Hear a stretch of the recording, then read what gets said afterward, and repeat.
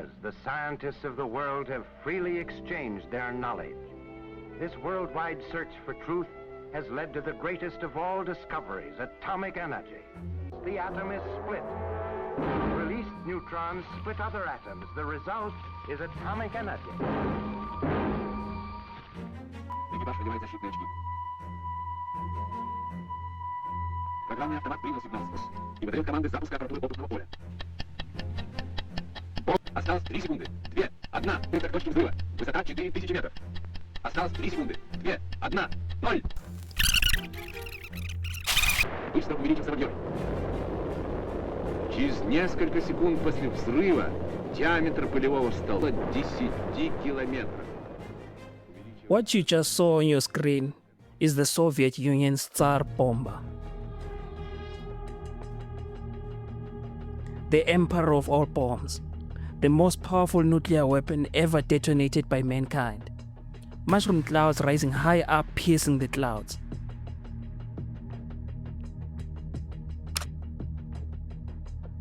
"50 megatons. This is what this monstrosity weighed after half its capacity had been cut off by the Soviets. To put that into perspective, this is the bomb that the United States dropped on Hiroshima in 1945. This one weighed only 15 kilotons. For those who aren't good at conversion, what I just showed you right now is the fact that the Tsar bomber was over 3,300 times more powerful. No visual depiction could clearly paint the picture for you to understand the magnitude of the difference in scale between these two. One single test of this Tsar bomber in 1961 shook the entire planet. Windows shattered hundreds of kilometers away. The shockwave circled the entire planet 3 times. Not once, not twice, 3 times. This actually scared the hell out of the US President John F. Kennedy and the entire United States. So why am I showing you this on a video about South Africa in 2026? Fast forward to the late 1970s and 80s. While the world was obsessed with the Cold War superpowers, there was one African nation quietly building its nuclear arsenal: South Africa.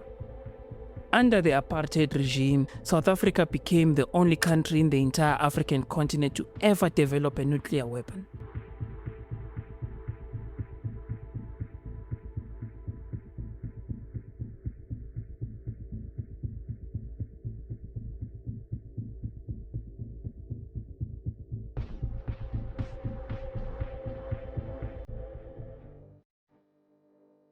Why did South Africa develop these weapons in the first place? And then why did you take this decision to dismantle this capability?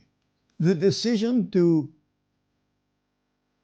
make nuclear weapons was taken before I became a member of the cabinet. It was taken by John Foster. It was regarded as necessary at that stage because of South Africa's growing isolation, because of the growing military threat against South Africa. But when we developed a completely South African process, a unique process, the vortex tube process.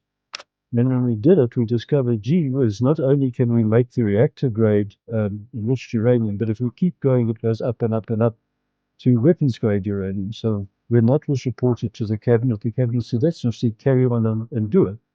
So they carried on and developed the weapons grade uranium. Of the requirements of uranium, which is number 3 in the Western world. And when you do have a natural resource, it is the natural tendency to develop that resource, to use it in every possible application, and that is what we're doing. They had the technology, but more importantly, they had the uranium.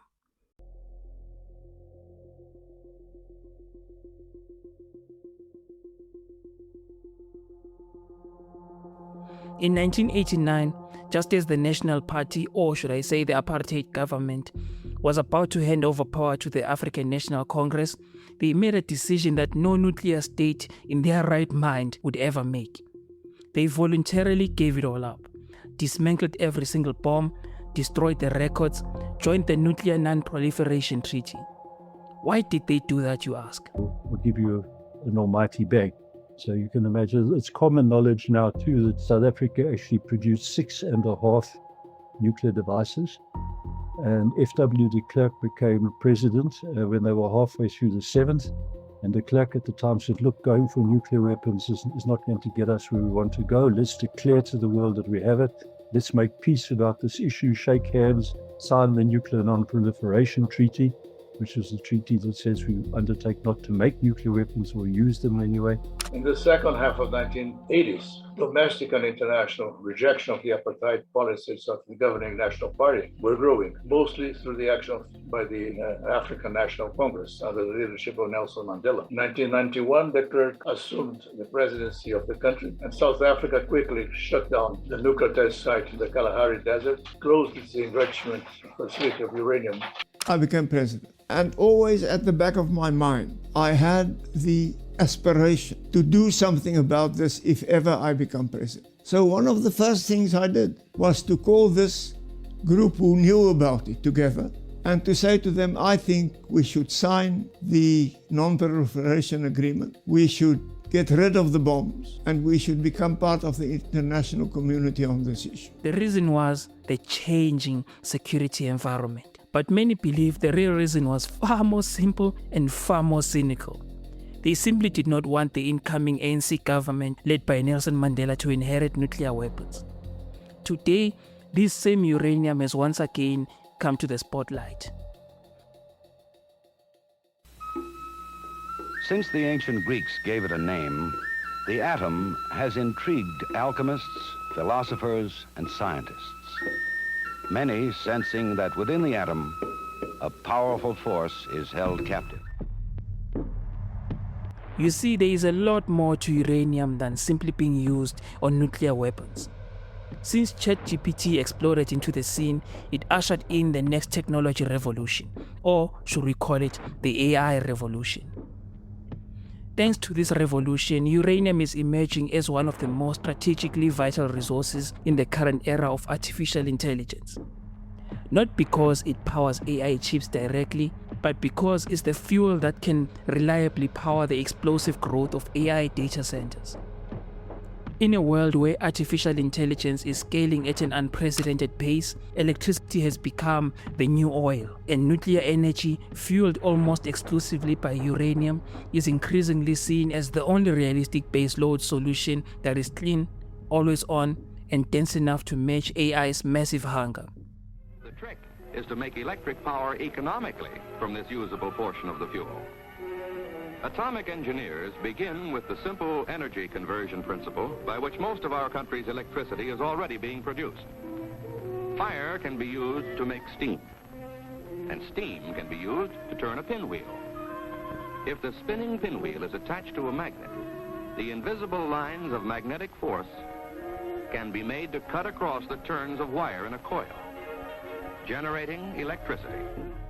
Well, he couldn't have put it any stronger, could he? It frightened me at first, but then I got over the shock quickly, and then I saw it a tremendous challenge. Gee, even if you could have the smallest, most insignificant part in changing this power from destructive to a constructive force and use it as God intended as a benefit for mankind, that'd be a thrill.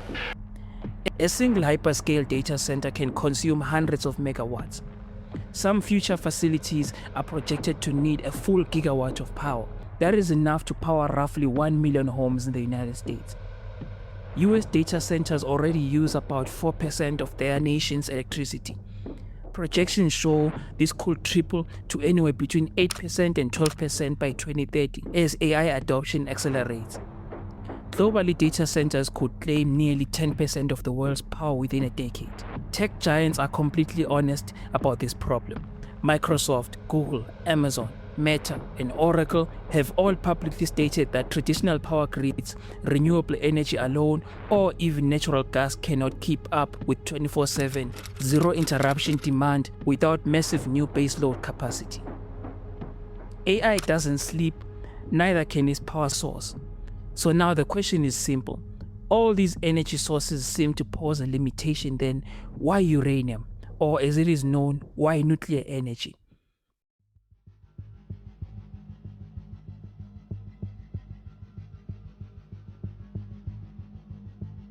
You and I are living in the atomic age.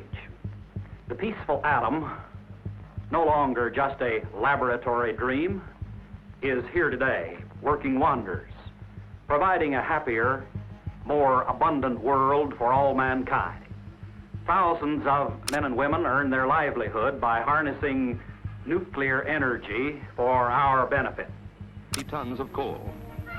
In fact, 1 tablespoon of uranium is potentially capable of making enough electricity to meet all the needs of an average-sized city for a full day.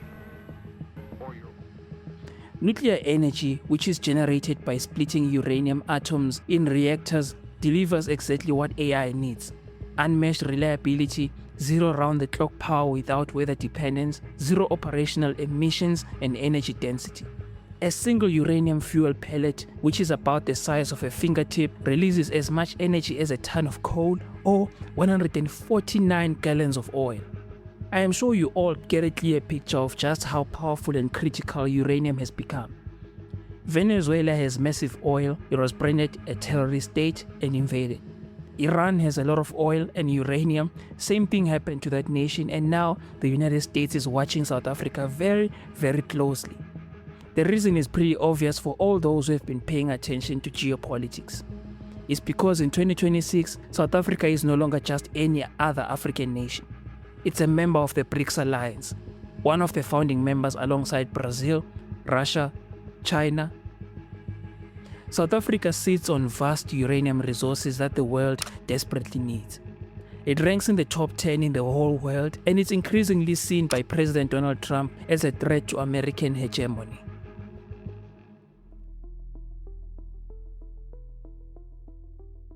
Let me paint the picture for you. The year is 1974. The apartheid government is under increasing international isolation. Embargoes are biting really hard. Soviet-backed forces are advancing across southern Africa. Cuban troops are in Angola. Mozambique has just turned communist. South African leaders look around and realize something very terrifying. If the worst-case scenario happens, no one is coming to save us. Not the West, not anybody. So they make a decision in total secrecy. We need our own nuclear deterrent. They already had the key ingredient, which is uranium, of course. South Africa was and still is one of the world's top suppliers. By 1979, they have their first fully functional working nuclear weapon. By the late 1980s, they have 6 fully operational gun-type nuclear weapons, each roughly the same yield as the bomb that was dropped on Hiroshima. They even had plans for nuclear-tipped missiles that could be launched from submarines or an aircraft. Now, I want you all to understand something. This was not some toy program. This was a real credible nuclear arsenal. And what was the cost? Around 800 million rand at the time. And you should get the idea of how much this amount has risen if it's adjusted for inflation. Yet still, this massive amount is only a tiny fraction of their defense budget at the time. Enough to make South Africa the 6th nation in the world with nuclear weapons, and the only African nation to ever possess a nuclear arsenal. But get this, almost no one outside the highest levels of government even knew it existed. This South African nuclear program was hidden behind layers of front companies, code names, and few other creative ways. It was so well hidden that even cabinet ministers were kept in the dark. The world only found out in 1993 when F.W. de Klerk revealed everything in one historic speech. 1989, F.W. de Klerk becomes president. He looks at the writing on the wall. Apartheid is coming to an inevitable end. Majority rule is coming. The thought of ANC inheriting nuclear weapons terrifies the old National Party regime. So quietly, in total secrecy, they began dismantling everything. By July 1991, every single bomb is gone. The 7th device is never finished, the enrichment power plant is shut down and partially demolished. South Africa becomes the only country in history to voluntarily build nuclear weapons and then completely give up on continuing the program. To fully cover up the true agenda behind the action, they, of course, as I stated before, joined the NPT as a non-nuclear state. The official story is the security environment had changed. Basically, South Africa was no longer under imminent threat. The Soviet Union collapsed. Cuba withdrawing from Angola, Namibia becoming independent, according to them, these events meant South Africa had secured safety. If you know anything about the history of our world, then you should know safety and security are forever changing. Friends become enemies and enemies become friends. Many analysts believe the deeper reason was simple. They did not trust the black-led government with nuclear weapons. De Klerk himself later admitted the decision was made to prevent weapons from falling into, quote-unquote, the wrong hands. In most cases, I wouldn't say all cases, we're getting a demonstration right now that why it's dangerous to have nuclear weapons around, because they fall into the hands of the kind of people that have been talking to each other recently who might use them. Necessary for South Africa to join the NPT. Why did he do this? Why could he do this? I think there are a number of reasons, and the first one is that, of course, the threat had been removed. Under the radar, so to speak. The role of the US was very much economic also.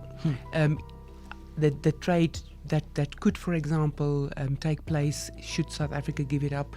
And there's sort of a conspiracy of silence. I don't want to be paranoid, but some of the archives are still not open to really see what happened. But for the US, it was seemingly also the fact that they did not want to have nuclear weapons in the hands of a black majority government. Nelson Mandela, upon learning about the program after taking office, was reportedly shocked, and apparently he supported the dismantling but was disappointed because he was never consulted during the process. To the international authority. We achieved that, and then I could announce that we're signing the non-proliferation agreement. It was a proud moment for me. Mr. Mandela didn't like it, that I did it on my own, but I did it, and I believe it was the right thing, and it did serve the purpose of further convincing the rest of the international community that we are bona fide and that they should not question our integrity. The uranium stayed in the ground, the technology was almost buried. But the knowledge, the mines, all remain to this day.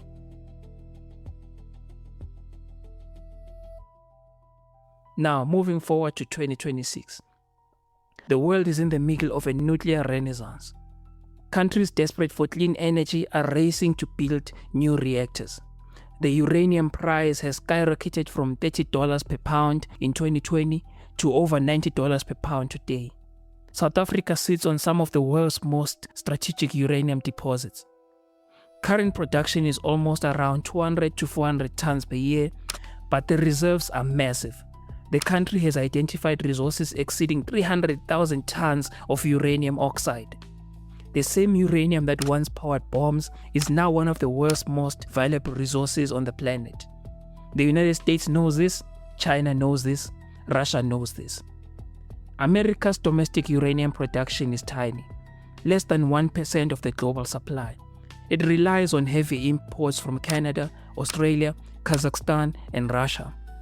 With the BRICS nations pushing for energy independence, uranium suddenly becomes a geopolitical chess piece, just as oil became during the oil boom. The US wants reliable, friendly sources of uranium. South Africa is no longer what I would classify as a friendly source in the eyes of the United States. What do I mean by a friendly source? Well, a nation that does not submit its economy to the whims of US hegemony, or in simpler terms, a nation that does not say how high when the United States says jump. And so, here is where it gets dangerous. The BRICS alliance is no longer just an economic club. It is actively working to reduce dependence on the US dollar. South Africa has been pushing for trade in local currencies, participating in the M-Bridge payment system trials, and criticizing usage of the dollar as a weapon. Let us explain a few things to you. The BRICS alliance is an alliance of mutual economic cooperation and mutual growth between Brazil, Russia, India, China, and South Africa. The whole aim of the BRICS alliance is to force a multipolar world. Some of you may not know, but our world has been a unipolar world since the rise of the petrodollar. The petrodollar is basically the US dollar being the global currency through the United States' hold on oil transactions. So first of all, it just comes down to this. Look, for the longest time, oil was bought in dollars. Since roughly the mid-1970s, foreign oil exporters' reliance on the US dollar as the principal means of exchange and store of value reflected the dollar's already established role as the global reserve currency, which basically continued without serious challenge until recent, right? So it was good to sell oil in dollars because the US, is still, this massive economy with very strong institutions. Nations across the globe are mostly forced to transact in US dollars when trading for oil. The United States itself has the most oil reserves in the world if you look up the data on the oil they haven't gotten hold of, since they basically haven't been drilling for a while. The US snatched Venezuela as a tactical move to stabilize the petrodollar, but mostly to keep the massive oil reserves in Venezuela away from the BRICS alliance, and on top of that, to use those reserves in addition to what they already have. BRICS aims to create a new currency that will obviously and inevitably become almost as powerful as the US dollar. If there is another currency or another system of trade as powerful as the US dollar and the SWIFT system, then what does that mean? It means now nations have options. Instead of being forced into the SWIFT payment system and becoming vulnerable to US and European sanctions, just as how they cut off Russia from the SWIFT payment system to force an end to the Ukraine war, this whole BRICS plan is a long-term strategy to usher in a multipolar world with more than one pole of global transaction and trade. If I'm being completely honest with you, my only fear with the multipolar world is the chaos that might actually break out as regional powers try to consolidate power and influence. In all honesty, we cannot deny the fact that US hegemony created global stability that has never been seen before. But the problem started when the US started its bullying tactics instead of being the grown-up in the world. The Russia and Ukraine war would not have happened if the US and the G7 nations didn't covertly entice Ukraine into trying to join NATO. Ukraine joining NATO violates a treaty that these nations set with Russia, and so rightfully Russia will seek to lash out aggressively. The same is true for other nations. What you see on the mainstream media is not always the truth. They will tell you what their billionaire owners want you to know, and remember, those owners usually have political ties. Fox News with their pro-Trump agenda, CNN with their pro-Democrats agenda, SABC with their pro-ANC agenda, the list goes on and on and on. This BRICS alliance directly threatens the petrodollar, the entire system where oil is priced and traded in US dollars, forcing every country to hold US dollars and to buy US debt. Why do you think the US can keep rising to trillions and trillions of debt but never collapse? The whole system is the foundation of American power, and most Americans don't even know it. That's why you get foolish people supporting the Iran war without knowing how dangerous and risky it is for the United States American empire. Trump has been crystal clear since he started campaigning for his second term.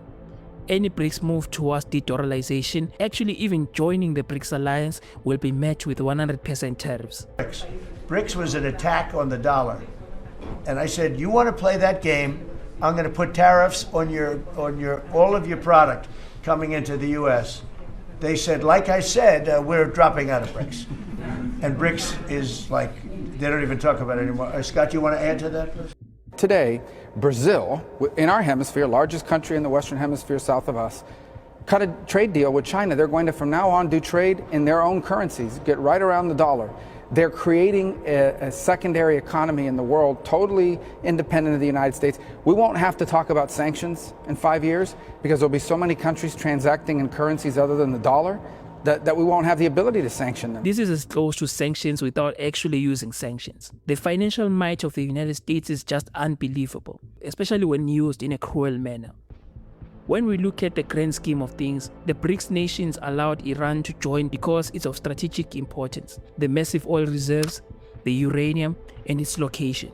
The US and especially Israel are not going to allow Iran to gain influence and a power base through BRICS. Iran was the first major target, but also the safer target because Iran isn't a founding member. So my assumption is attacking Iran is less likely to motivate direct military intervention from Russia, India, and China.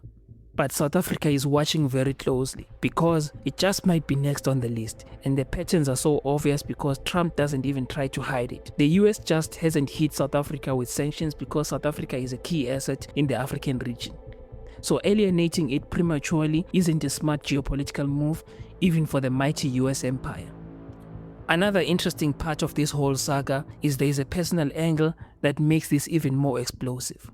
Firstly, I want to give you all one personal opinion. I do not believe in the whole thing of one race or one specific culture having ownership over specific territory above any other race or above any other culture. Honestly, that will never happen, and a perfect example is that the ever-changing ownership of most parts of the Middle Eastern region.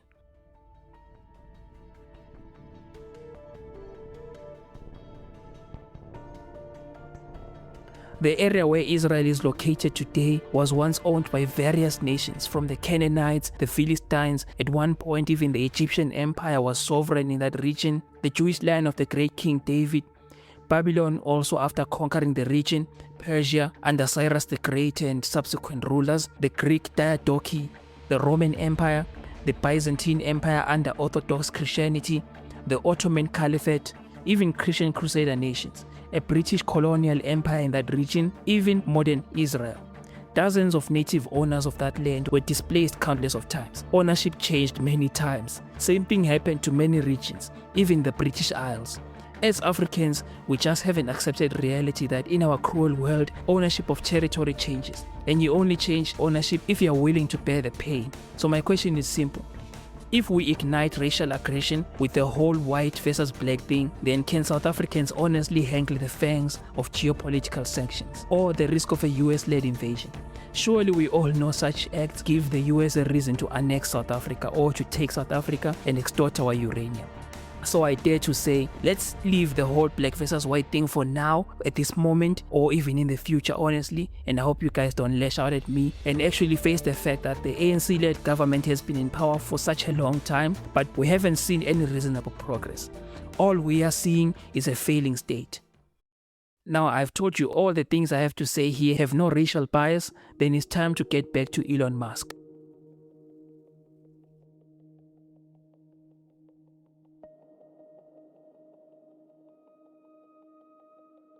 You see, Elon Musk was born in Pretoria before moving to Canada and then going to the United States and getting citizenship in that nation. Elon has repeatedly accused the South African government of racist ownership laws and failing to stop farm murders, or what they call farm genocide or what they call white genocide. Donald Trump has echoed similar sentiments and even welcomed white South Africans as refugees. Why am I not saying farmers? Because no black farmer, no white farmer will dump a fully functional and profitable farm and leave their land. Both Elon and the US President Trump have framed South Africa as a failed state where the white minority are under threat. It may be a failing state, but it's definitely not a state where the white minority are under threat. I can actually say the black majority or even black men are more under threat in this country when it comes to crime. Firstly, South Africa is a crime-ridden nation, one of the worst in the world. If you actually stay here and have seen it firsthand, all farmers get targeted, whether it's black or white. Crime in South Africa is so bad that I may not have data on what I'm about to say, but I can guarantee you that we are one of the few nations on the planet that have experienced a well-coordinated break-in at a nuclear facility. That the man who stopped the plot was in the control room at all. The attack came on the night of a plant holiday party. The employee who was supposed to be on duty is a paraplegic in a wheelchair, but he got drunk. Meering filled in at the last moment. Gerber is her fiancé, and he decided to keep her company. That left him facing the intruders who came at him with an iron bar. When you had 4 men with handguns break down the door, why did you decide to fight them? I don't know. For the first moment, I thought maybe I must just put hands in the air and say, listen, what do you want? But I think the moment they hit me with that piece of iron, it was all over. I start fighting. I mean a nuclear facility that stores a lot of our nation's uranium reserves. If people have the courage to target a uranium facility and we have law enforcement that allegedly coordinate with criminals on a regular basis to commit crimes that are orchestrated by high-ranking government officials, then tell me, is this a black versus white issue or a systemic corruption issue? Trump and Musk are not our saviors. They are not the saviors of white South Africans.